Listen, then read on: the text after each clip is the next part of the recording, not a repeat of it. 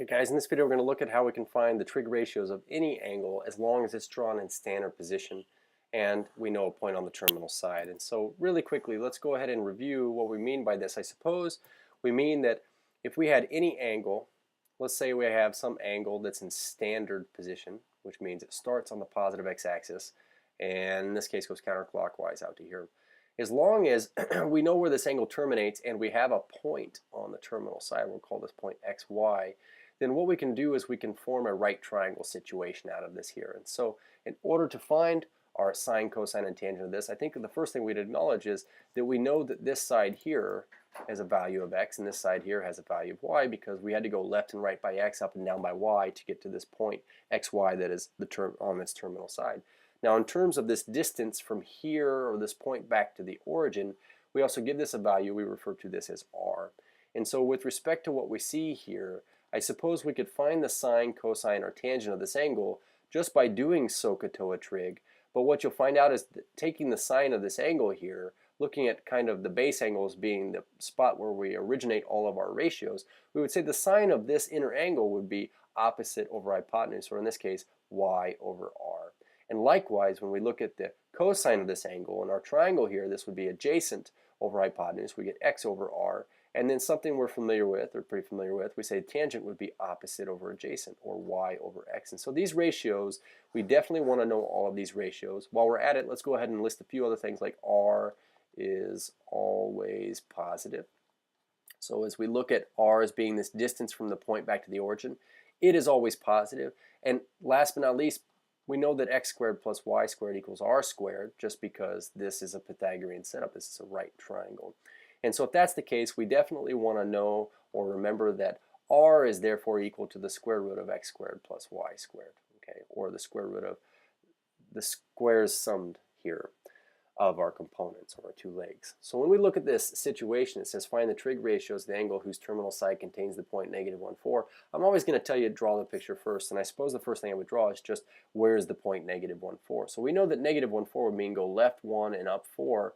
Kind of my plan is to put this on here first, and what we'll do is we'll say that, and I'm trying to draw a straight line here, we know that the terminal side of our angle goes through this point right here. And so in terms of our angle, it's in standard position, and here is our theta. So we do want to draw that in. Now with respect to where our triangle is, I'm actually going to drop my altitude here, and we're going to say, well then this is our triangle right here, right here. And so with respect to its parts, we know some things about it. If this is the point, -1, 4, then we know that this side length is -1 and this side length is 4. The only thing we don't know right now is r. And so we're going to go solve for r first. And so I would say that r is always the square root of x squared plus y squared, where we actually have our x value is -1 and our y value is 4. And you know, when you're looking at this as a right triangle, we'd say, well, we're just squaring the legs and adding those together and taking the square root to find the value of our hypotenuse. And so in this case, we get the square root of -1 squared, 1, plus 4 squared, 16, or in other words, we get the square root of 17. And so I cannot reduce this here. I cannot simplify it, but I at least want to do this. I'm going to write x is -1, y is 4, and r is the square root of 17, because if we know these three values, then we can set up all of our ratios here, y over r, x over r, and y over x. So we'll start with our sine value here. Our sine value would have to be y over r, or opposite over hypotenuse, and in this case we get 4 over the square root of 17. So I'm going to go ahead and write 4 over root 17, and I'm actually going to leave it for now. Let's look at our cosine. Cosine would have to be x over r, adjacent over hypotenuse. So in this case we get x is -1, and then the hypotenuse here is root 17. So in this case we get -1 over root 17, or x over r. So -1 over root 17. And then our last tangent value here would be y over x. Well, we know our y and x values to begin with. Y is 4 and x is -1.